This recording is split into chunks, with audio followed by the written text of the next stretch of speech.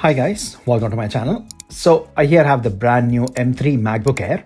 This is the 13-inch version in Starlight color with base 8-core CPU, 8-core GPU configuration and 256 gigs of storage. But it also has a tiny but expensive upgrade, which is the RAM. I bumped this up to 16 gigs from 8 gigs, which costed me an additional £200, bringing the cost of this M3 MacBook Air to $1,299. I'll tell you why I did this in my video, along with all the other cool things about this MacBook, especially when comparing to my daily driver, which is the Samsung Galaxy Book Pro, which has got the Intel i7 chip with 16 gig RAM configuration. Now, I opted for the Starlight color, guys, and it looks stunning. We have the midnight color as well at work, and that is an insane fingerprint magnet. So this one, it nicely hides the fingerprints and it looks stunning as well. Unboxing experience is always amazing with Apple, very neat and minimal packaging. You get the laptop along with paperwork, color matched Apple stickers, so you no longer get that with any of the new iPads. Then the power adapter is a default 30 watts one, but you can pay £30 more to get 70 watts. It has this dual module design for UK plugs and you have one USB-C port. The cable is nice, braided and color matched. Even the MagSafe connector is color matched, which is really nice. I love the unboxing experience. Apple always has amazing packaging. Now, a quick setup later, we here have Mac OS all booted up. The version which I got out of the box is Mac Sonoma 14.5. You'll have to wait for the fall for that cool Sequoia update. Now you get Touch ID embedded in the power button and it really is excellent. It worked every time I used, unlike the one on my Galaxy Book, which works like about 6 out of 10 times. The screen is gorgeous at nearly 2.5K resolution. It supports P3 wide color gamut and has got 500 nits of brightness, which is plenty indoors, but outdoors, I wish it had a little more brightness, especially if you work under direct sunlight, which again, it's not a good thing to do. The screen also supports Apple's True Tone technology if you prefer to use that. Very vibrant display and watching content and movies on this is really an amazing experience. And that excellent display combined with those speakers truly provide that complete experience for watching movies. Here, listen to the quality of the speakers. I know it's just through my microphone of the camera here, but you can still make out that decent quality. Apple's Find My Network support.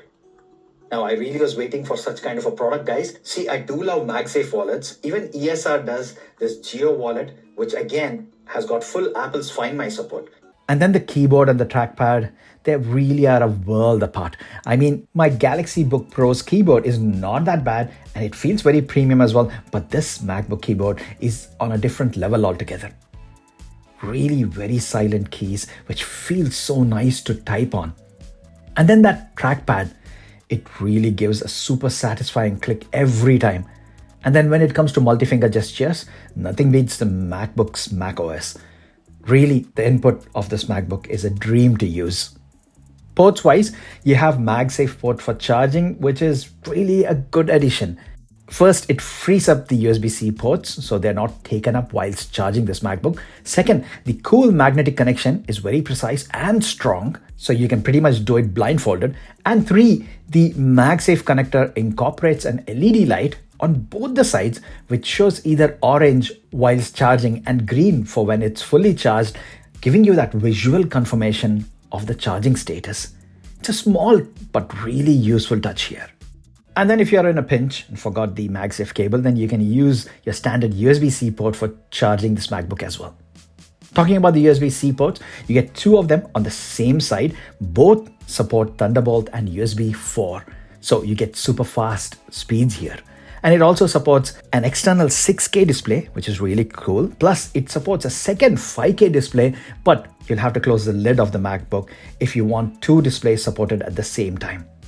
And then there is a 3.5mm headphone jack on the other side. I wish there was an SD card reader as well, but yeah, you need to use an adapter. I recommend shopping for Anker. I love this adapter. It gives me extra USB-C ports along with one which supports power delivery as well. I do get super fast USB Type-A ports as well, along with a full HDMI port which supports 4K resolution. I'll link it down below if you want to check it out.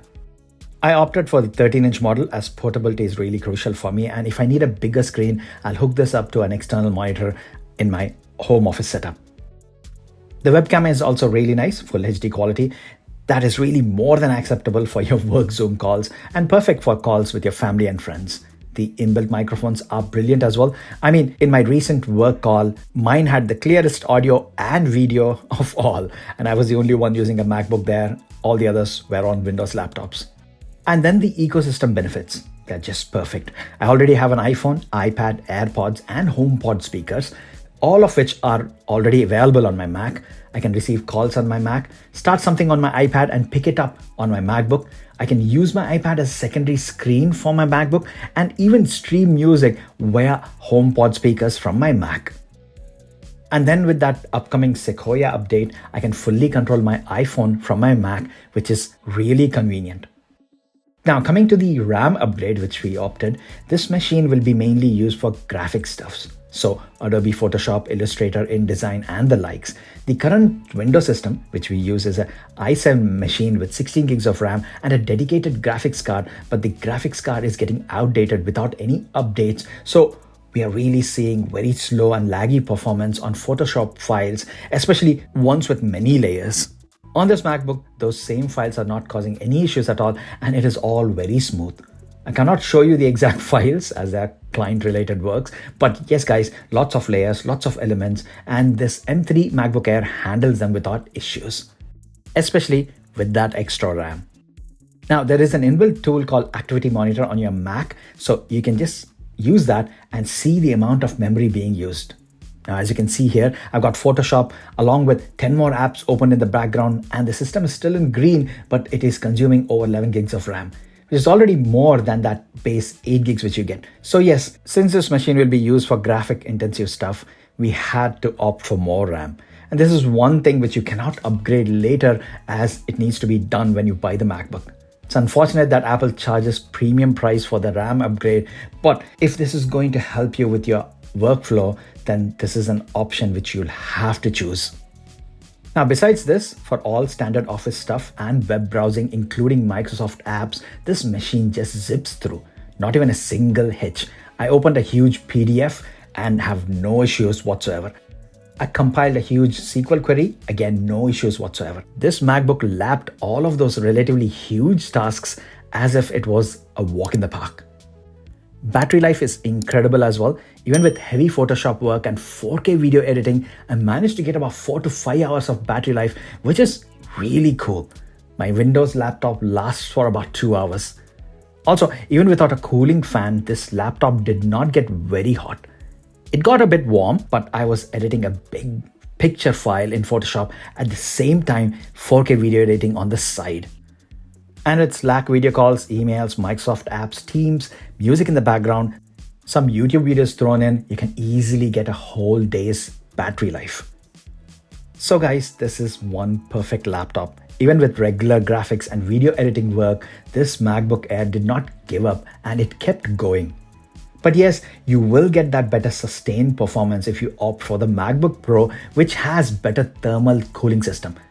But unless you feel that the MacBook Air will reach its absolute max threshold for your workflow, you really don't have to consider that expensive Pro. The MacBook Air, along with that RAM upgrade, should work nicely. Also, it's no longer the case that MacBooks are expensive and Windows are less expensive, because the Samsung Galaxy Book costed nearly the same amount as how much I paid for this M3 MacBook Air. So really loving this thing. The MacBook Air is that decent mid spot, which is not too expensive, but it still gives you amazing performance. That's my thoughts, guys. What do you feel about this? Do you have anything to say? Do drop them in the comment section down below. And guys, if you're enjoying my content, a like to this video will be immensely helpful. And please do consider subscribing, support me so I can keep making these videos for you. And as always, thanks a lot for staying with me until the end. I will see you in my next video. Bye for now.